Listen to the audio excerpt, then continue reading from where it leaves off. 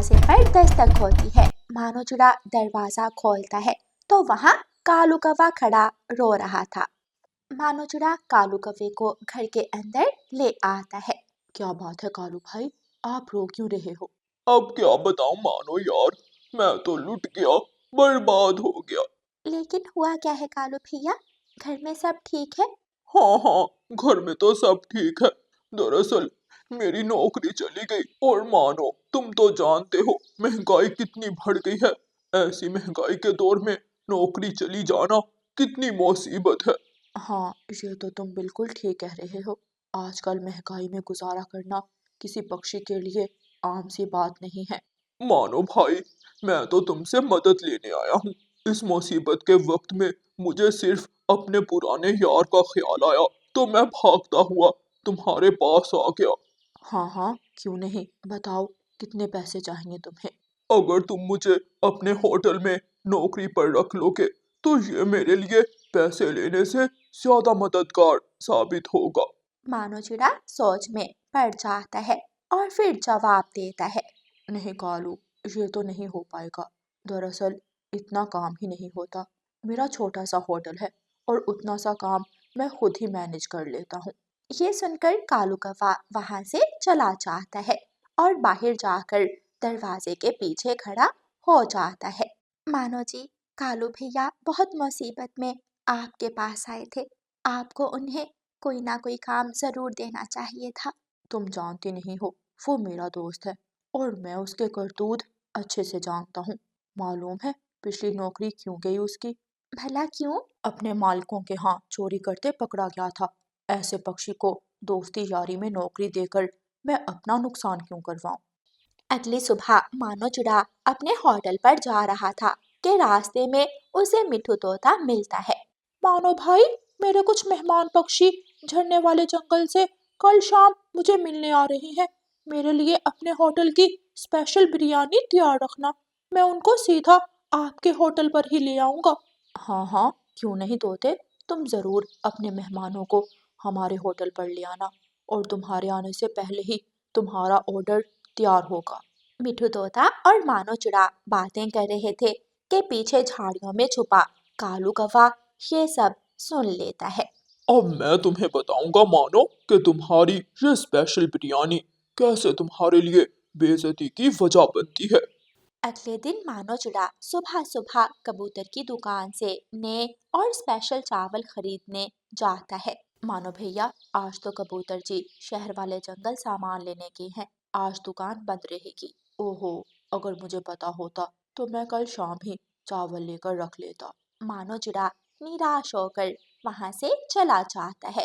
कालू कौवा ये देखकर बहुत खुश हो गया था। वो जल्दी से लूसी कबूतरी के पास आता है और उसे कुछ पैसे देते हुए कहता है।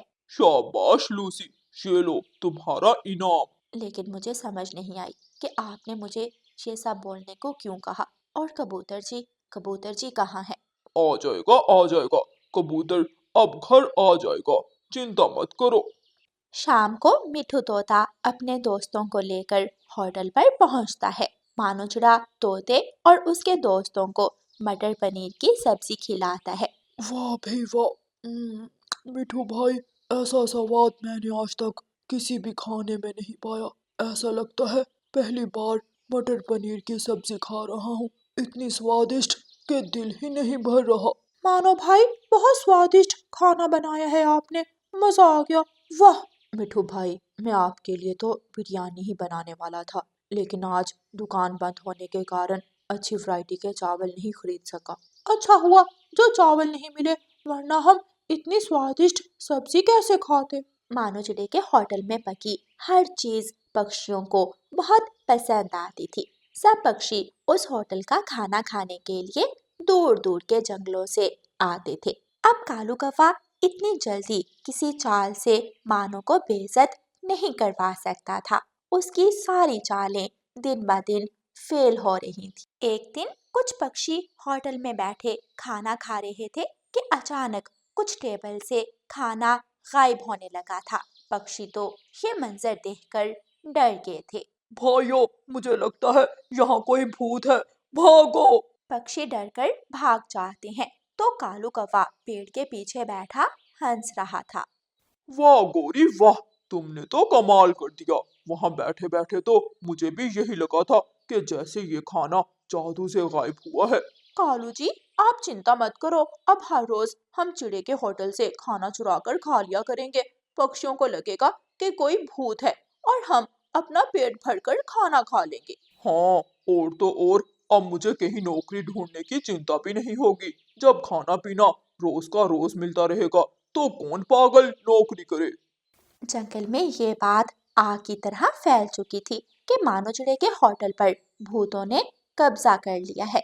मानो चिड़ा बेचारा उदासी में अपने घर वापस जा रहा था कि रास्ते में कबूतर चाचा उसे आवाज देते हैं। जी कबूतर चाचा, आप शहर से क्या क्या सामान लाए हैं इस बार? शहर से सामान? दरअसल मानो, मुझे तुमसे एक जरूरी बात करनी थी। उस दिन जब तुम चावल लेने आए। कबूतर चाचा की पूरी बात सुने बिना ही मानो चिड़ा बोलता है। कोई बात नहीं कबूतर चाचा, मैंने उस दिन गुजारा कर लिया था, और वैसे भी अब चावल हो या पनीर, किसी चीज का कोई फायदा नहीं। फायदा नहीं? क्या मतलब? फिर मानो चिड़ा कबूतर को सारी बात बताता है। मानो, ये बात सबसे पहले किसने की थी कि यहाँ भूत है? मुझे ठीक से याद नहीं, शायद कालू कौवे ने। मैं समझ गया, मैं सारी बात समझ गया। जैसा तुम सोच रहे हो मानो, ऐसा कुछ नहीं है। ये सब यकीनन कौवों की चाल है। लेकिन वो खाने का अचानक गायब होना, वो सब क्या था? वो सब मैं तुम्हें बताता हूँ। ये रस्सी है जो कौवों ने मेरी ही दुकान से खरीदी थी। इसको खींचकर लंबा करने से ये नजर नहीं आती। जितना लंबा करते जाओगे उतना ज्यादा नजर आना बंद हो जाएगी। इसी रस्सी की मदद से कौवों ने वो खाना गायब किया होगा। ये सब सुनकर तो मानो चिड़ा बहुत हैरान हो गया था। अगले दिन मानो चिड़ा अपने होटल में नए नए पकवान बनाता है। उन पकवानों की खुशबू तो पूरे जंगल में फैल गई थी। कुछ ही लम्हों में पक्षी मानो चिड़े के होटल के बाहर जमा हो गए थे, लेकिन अभी भी सब अंदर जाने से डर रहे थे। गोरी कवि और कालू कौवा पेड़ के पीछे छुपे बैठे थे। कालू, अब मुझसे और सब्र नहीं होता। मैं तो रस्सी फेंक कर खाना खींचने लगी हूँ। मेरे पेट में भूख से चूहे दौड़ रहे हैं। ऐसा कहकर गोरी कवि रस्सी फेंकती है, लेकिन जैसे ही वो खाने की प्लेट को अपनी तरफ करने की कोशिश करती है, मानो चिड़ा जल्दी से अपने पंखों से प्लेट को और उससे बंधी रस्सी को भी पकड़ लेता है। कबूतर चाचा तो पहले ही पुलिस को फोन कर चुका था। पुलिस आकर कौवों को रंगे हाथों पकड़ती है और उनकी पूंछ पर लाठियां मारकर उन्हें पुलिस स्टेशन ले जाती है। ऐसे काले कौवों को मानो चिड़े और उसके कारोबार के खिलाफ साजिशें करने पर सजा मिलती है और पक्षियों को भी पता चल जाता है कि वहाँ कोई भूत नहीं था।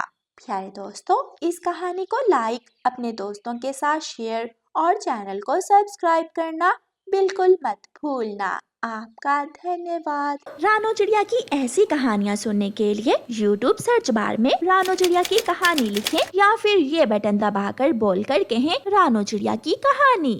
जंगल में होली का त्योहार चल रहा था। सभी पक्षी होली मनाने की तैयारी कर रहे थे। कबूतर भैया, आज हम सब शहर वाले जंगल जाएंगे और शहर वाले जंगल से रंग और होली मनाने का सामान लेकर आएंगे। इस बार मैं बड़ी कलर गन भी लूंगा। मेरी तो पिछली बार की पिचकारी अभी तक घर में पड़ी है। मैं तो इस बार भी उससे काम चलाऊंगा। तोते भैया, आप बहुत कंजूस हैं, हर वक्त काम चलाने की बात ही करते हैं। वो सब पक्षी शहर वाले जंगल के लिए उड़ते हैं। रास्ते में कौवे और कौवी का घर था।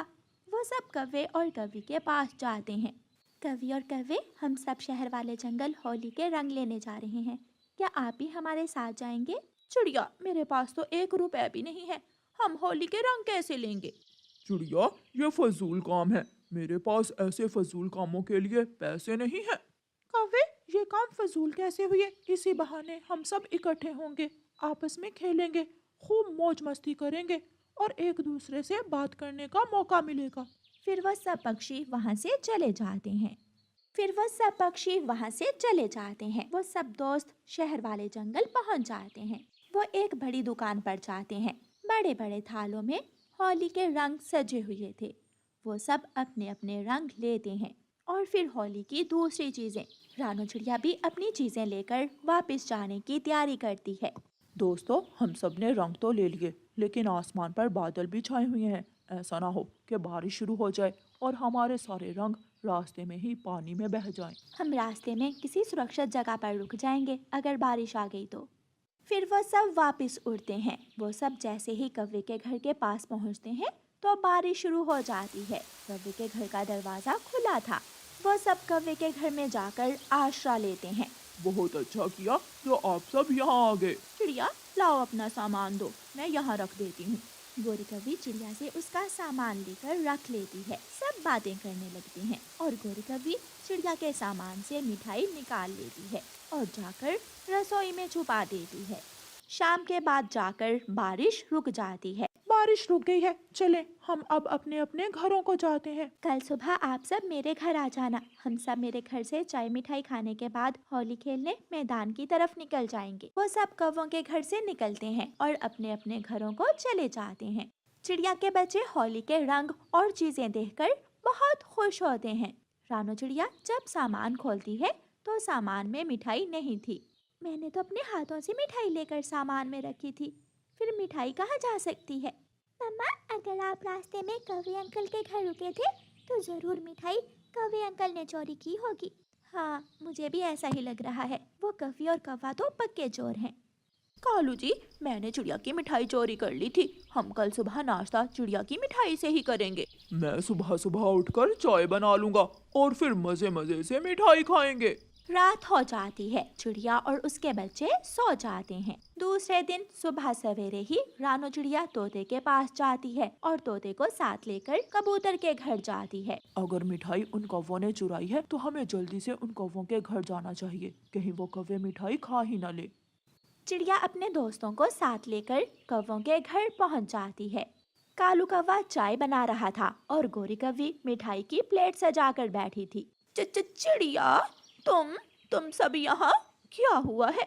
हम सब ने सोचा कि अगर गोरी ने हमारी मिठाई चुरा ही ली है तो क्या हुआ, हम सब मिलकर गोरी के घर जाकर ही मिठाई खा लेते हैं और कालू भाई के हाथों की बनी हुई चाय भी पी लेते हैं। ये सुनकर गोरी मिठाई की प्लेट उठाने लगती है, लेकिन चिड़िया, कबूतर और तोता मिठाई पकड़ लेते हैं और जल्दी जल्दी से मिठाई खाने लगते हैं। कालू, जल्दी से आ जाओ, ऐसा ना हो कि मिठाई खत्म हो जाए। फिर कौवा और कौवी भी मिठाई खाने लगते हैं। गोरी बहन, ये मिठाई मैं मिलकर खाने के लिए ही लाई थी। अगर आप मिठाई ना भी चुराती तो फिर भी हम सब मिलकर ही ये मिठाई खाते। गोरी बहुत शर्मिंदा होती है।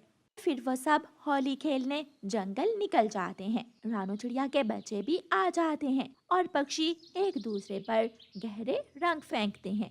कालू कौवे के काले रंग पर लाल रंग बहुत अच्छा लग रहा था और कबूतर चिड़िया पर रंग गिराकर झाड़ियों में छुप जाता है। पक्षी बहुत खुश थे क्योंकि एक साल बाद उन्हें रंगों से खेलने का मौका मिला था।